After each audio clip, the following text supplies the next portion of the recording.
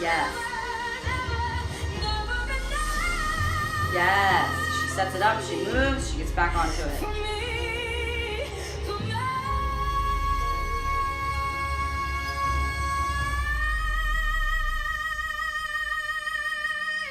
Oh.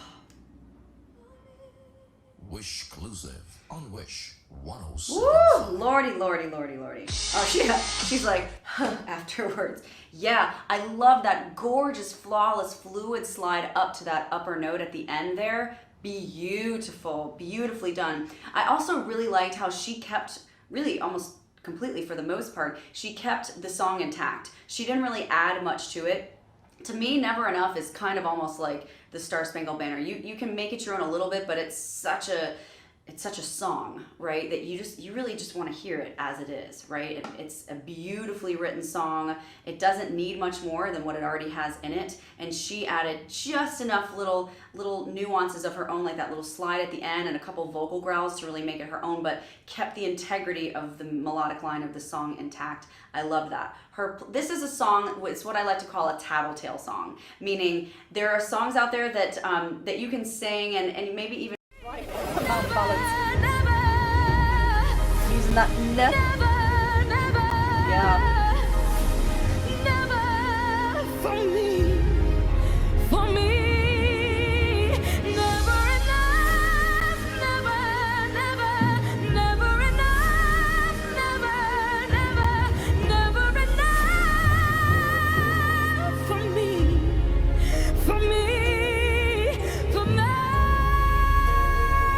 That tongue position. Ooh. I love that we carried on singing after the orchestra stopped. That was really nice. Like, you know, again, proving that Morissette has control when to stop. She has control over those notes. That tongue was slightly forward as well, just to release that tension there as well. I can't see any sort of like tension coming through at all. But with that tongue kind of sticking out ever so slightly just helps us with that lifted position. I was also going to mention you can kind of see this like smile forming, not necessarily squeeze or pinching, but it's this kind of inward smile that we think of, which helps with that soft palate risen. And you can feel that everything is lifted up there. Nothing's kind of dragging and being reached up and pulled up to try and reach that note. Everything's up.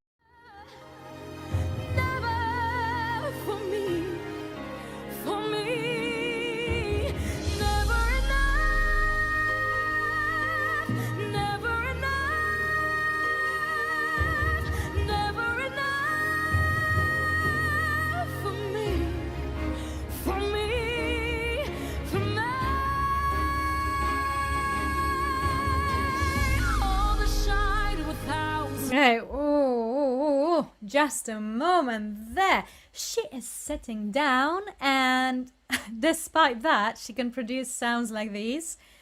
That's fantastic. And singing to get that really effortless kind of a sound. I think that the breath is crucial. We don't want to drive too much breath. This is when all the complications start. You can see that the way she uses her breath is very balanced. There is no veins popping out, there's no extra tension, her voice feels very free. Although she's sitting down, she's keeping a very good singing posture. To help her out with that very last belt, the Never Enough, she's putting her head slightly up, ever so slightly, but still the eyes are not going up though, yeah? She's still looking ahead. This can help you with a bit of a more shouty, let's call it stronger belt. Well, the belt is usually quite shouty anyways. That's what we want. Wow.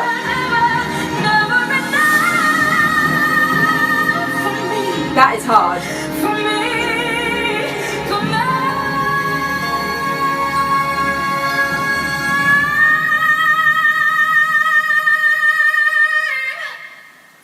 Wowzers. Wish exclusive on Wish 1075. Wow, okay, so you can see how much she loved that as well. I love seeing singers enjoy singing. What's the point otherwise? I don't know, there's just something magical about it.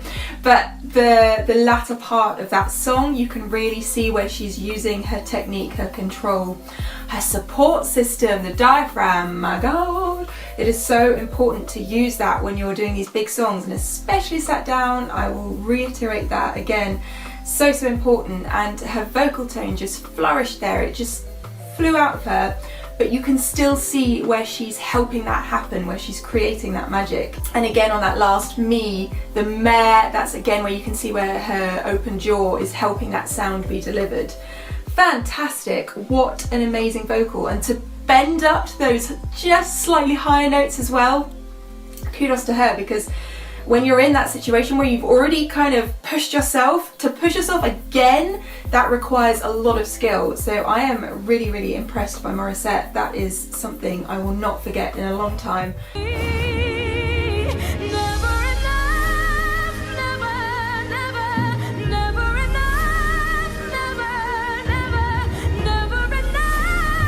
Yes.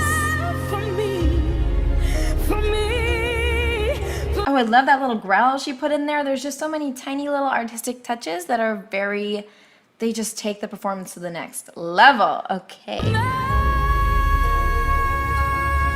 Yes. Yes.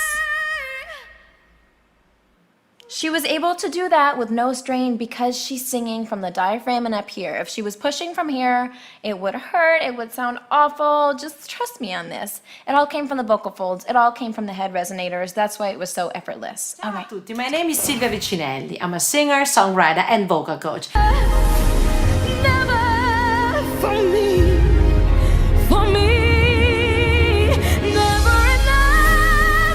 Yeah. Again.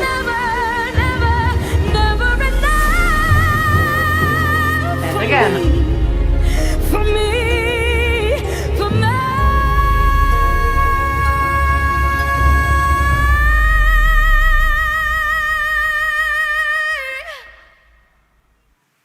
That was a great slide at the end. Did you hear that? For me.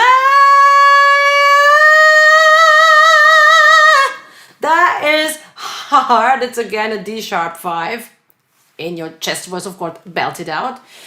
So this is not in the original that note, but I believe Lauren Allred does that on live performances.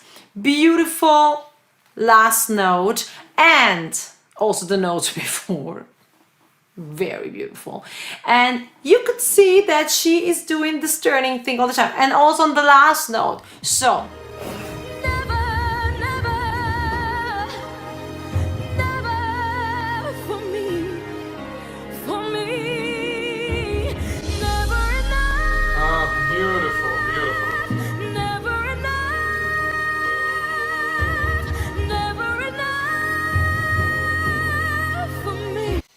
she's really doing a great job here. So she's going for a belty sound as the song requires, and in order to get that, she really uses mouthy vowels, open vowels, very little nasal airflow, just as much as she needs to get her going and make her hit those notes. Yeah, and she's doing that in a really smart way, because although she does that open belty sound, she makes very cool vowel modifications that make it easier for her to go to the top, to this E flat 5 that she has to sing there. So in case of the enough, for instance, instead of singing enough, she adds an to it a little bit, a fraction of this vowel, and still keeps the mouth open and goes